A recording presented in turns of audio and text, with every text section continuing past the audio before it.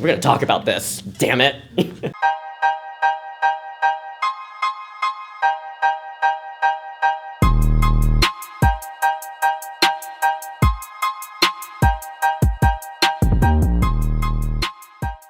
A lot of people throw out the word Asian. Asia's a big fucking continent. Like, where are you talking about? The staff member asked, when did your parents come from Mexico? And I just kind of like paused and I was like, well, yes, my parents immigrated from El Salvador in the 90s. Everyone just automatically goes to Mexican. And I love my Mexican brothers and sisters, but I am not Mexican. Korea always gets lost in that mix. Are you Japanese? Like, no. Chinese? Like, no. Vietnamese? It's like, no. Which one's like, I'm Korean. I knew it. I knew you're Korean. I could tell. People need to realize that there's this whole geography under Mexico, like all of the Central American countries, all of the South American countries. There's the Caribbean. You gotta be a little bit more specific where you're talking about. We're a very like multi-ethnic, very diverse community. I always try to correct people, but sometimes I'll hit them with the, oh, actually, but not. I'm not Mexican. They all got me thinking, what else has pissed me off while I've been on this campus? They figured out I was Korean and they were like really excited about that. Like, I get it. You love K-pop. You love Korean barbecue. Everybody does. Oh my God. So like, what's your Korean name? Why do you need to know? Say something in Korean.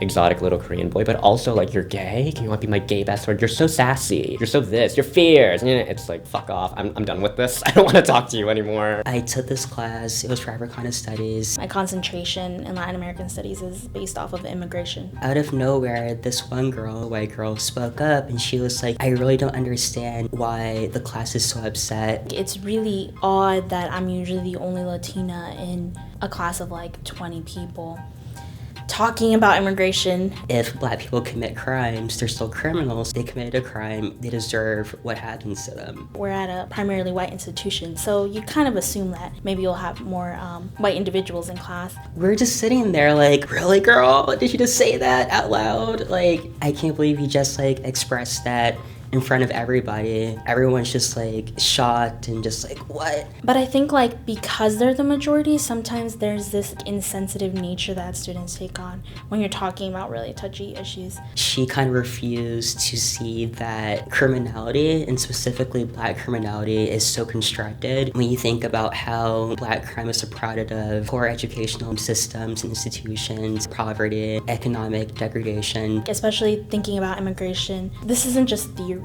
Like to me, and I feel like a lot of people want to approach it in like this very politically correct and, oh well, we're talking about the theoretical aspects of this. Well, immigration isn't this media thing or this issue that you're trying to talk about. It's like my reality and I'm sitting right next to you.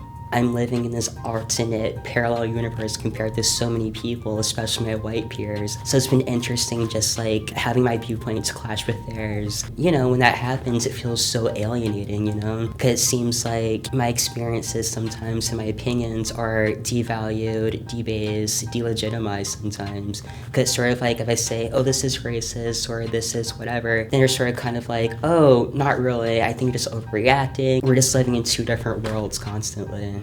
Anything Korean-inspired Asian fusion food that I see sometimes in the dining halls also kind of like rubs me the wrong way, because I'm like, all right, let's see what this is gonna be like. I taste it, and more often than not, okay, I love the Sadler staff, I love the dining hall staff, I'm sure they're all doing a great job. It doesn't taste good.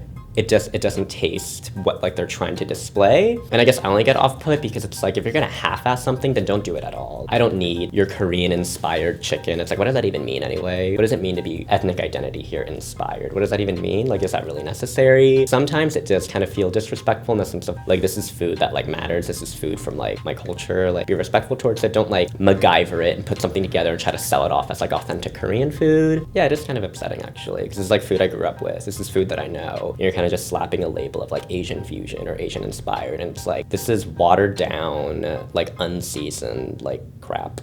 You know, sometimes I'll walk around, going to class, going to Wawa, going to, I don't know, the Crest or something, and randomly I'll hear people who aren't Black say the N-word, and it's so shocking. Don't you understand the history behind that word? Don't you understand, like, the implications of that word? Sort of like a forbidden fruit, kind of, and they just want a taste of it, and they just want to say this word for some reason. So I think for me, that's been, like, the most shocking thing, where I've been like, really, that happened? My peers who aren't minorities, like, just do better I guess. You know, you have Google, you have Yahoo, you have all these sources of information. You can utilize them, employ them, and just try to be an ally. You are so essential to like making things better, to creating really substantial change.